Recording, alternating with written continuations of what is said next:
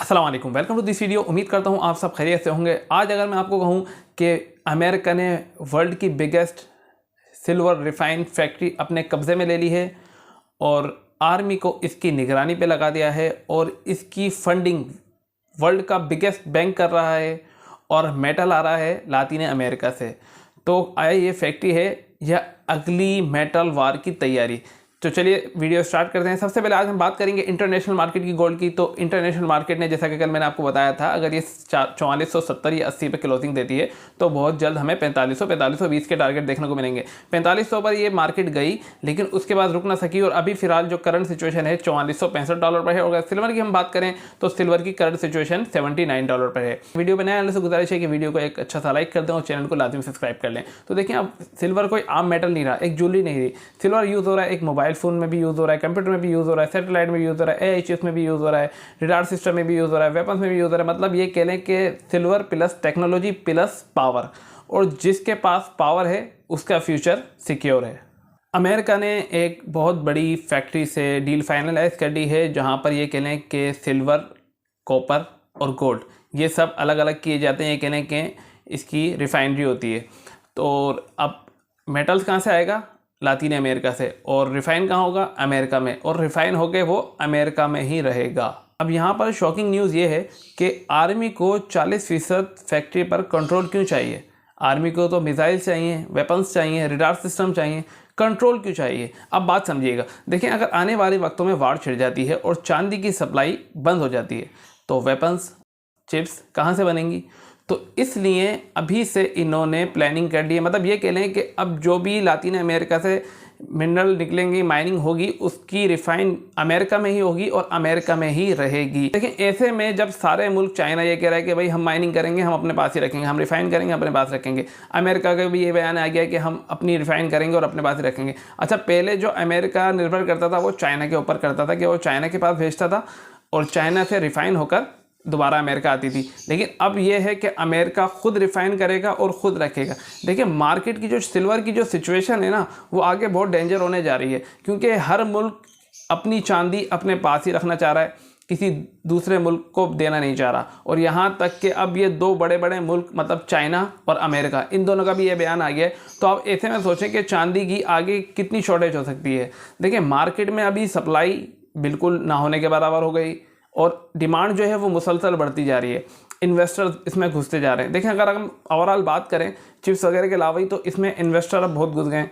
तो देखें, ऐसे में जब इन्वेस्टर चांदी लेकर रखते जाएंगे और ये मुल्क जो बड़े बड़े हैं वो सप्लाई देंगे नहीं, तो शॉर्टेज तो लाजमी होगी। और शॉर्टेज इस कदर की हो सकती है कि आने वाले वक्तों में, देखें, अब ऐसे में सप्लाई है नहीं, डिमांड बहुत ज़्यादा है, तो आप खुद सोच लें कि चांदी कहाँ जाके खड़ी होगी। अब इन्वेस्टर्स क्या करें? देखें, अगर शॉर्ट टर्म और लॉन्ग टर्म इन्वेस्टर की बात करें, अगर उनके पास सिल्वर है तो देखें, सिल्वर अभी आप होल्ड करके रखें, क्योंकि सिल्वर का जो गेम है ना वो बहुत बड़े पैमाने पे खेला जा रहा है। आप और हम तो समझ लें किसी एक लाइन में ही नहीं है। उसका मुल्क, आर्मी और सिल्वर, ये तीनों जब एक लाइन में आ जाए ना तो समझ जाएं कि पूरी मार्केट में, क्या पूरी दुनिया में हलचल मचने वाली है। तो सिल्वर के हवाले से खबरें बिल्कुल भी अच्छे नहीं आ रही और कुछ आज भी डेटा आएंगे और फ्राइडे को भी एनएफपी का डेटा है और फिर जो मंडे से मैंने आपको बताया 12 जनवरी से, उसमें भी बहुत अहम डेटा हैं। तो उन पे आप खास नज़र रखिएगा। और मार्केट जो है ओवरऑल बुलिश ही है, पॉजिटिव ट्रेंड आ रहा है, गिरावट देखने को अभी फिलहाल मिल नहीं रही। देखें डेटा पे क्या डिपेंड करता है। अगर डेटा गोल्ड के हक में आता है तो मार्केट तो देखें ओवरऑल बुलिश ही है और 4600 और 4700 टारगेट हमें देखने को मिल सकते हैं। सिल्वर का ट्रेंड जो है वो ओवरऑल बहुत पॉजिटिव है। ऐसे में ऐसे मुल्कों का बयान आना कि हर मुल्क ये चाह रहा है कि अपनी चांदी अपने पास ही रखे, किसी और मुल्क को ना दे, तो देखें चांदी की सप्लाई बिल्कुल है नहीं, चांदी की माइनिंग बहुत कम हो रही है, डिमांड बहुत बढ़ती जा रही है और ये जो मुल्क हैं वो ये कह रहे हैं कि हम अपनी चांदी अपने पास रखेंगे। देखिए, अगर ऐसे में इतने बड़े बड़े मुल्क अपनी सिल्वर अपने पास ही रखेंगे और अमेरिका और चाइना जैसे, मतलब ये कह लें कि चाइना 75% रिफ़ाइन करने वाला है और उसके अलावा 25% तमाम दूसरे मुल्क रिफ़ाइन करते हैं। तो ऐसे के अंदर ऐसा बयान आना, तो आप खुद सोच सकते हैं कि चांदी में कितनी बड़े पैमाने पे आग लगने वाली है। चांदी की सप्लाई ना होने के बराबर और डिमांड दिन ब दिन बढ़ती जा रही है। तो ऐसे में इन्वेस्टर क्या करें? देखिए, जिन लोगों के पास भी चांदी है अभी होल्ड करके बैठे रहे हैं आप। देखें, मैंने आपको क्या बताया कि चांदी हो या सोना, आहिस्ता आहिस्ता सीढ़ियाँ चढ़ता है। अगर वो 4 सीढ़ियाँ चढ़ता है तो 2 सीढ़ियाँ नीचे आता है, फिर जब चढ़ता है तो फिर वो 8 सीढ़ी जाता है, फिर 6 सीढ़ियों पर आता है। तो मतलब स्टेप बाय स्टेप बढ़ेगी, आप बिल्कुल इत्मीनान से बैठ रहे हैं। और जो नए इन्वेस्टर अभी परचेजिंग के हवाले से सवाल कर रहे हैं, तो देखें परचेजिंग आप कर लें, आप न्यू बायर हैं तो परचेजिंग कर लें, इंशाल्लाह ये आपको 6 महीने में अच्छा रिटर्न देके जाएगी। और अभी जो ख़ास तौर पर आज भी कुछ डेटा आने हैं, लेकिन जो जुम्मे को और जो 12 जनवरी से जो मार्केट का सही अंदाज़ा आपको हो पाएगा डेटा का। देखिए डेटा आते ही कोई भी रिएक्शन फ़ौरन नहीं आता, 1-2 दिन लगते हैं। जुम्मे को डेटा आएगा, हफ्ते इतवार को मार्केट बंद होगी, इसका रिएक्शन जो आएगा हमारे पास मंडे और ट्यूसडे को आएगा। तो अगला हफ्ता जो है वो बहुत इंपॉर्टेंट है, तमाम इन्वेस्टर उस पर नज़र रखें। देखें अभी आप सेलिंग की तरफ ना जाएं अगर आपको पैसों की ज़रूरत नहीं है, क्योंकि उम्मीद है कि गोल्ड और सिल्वर मज़ीद मार्केट बढ़ सकती है। लेकिन थोड़ी बहुत करेक्शन आएगी।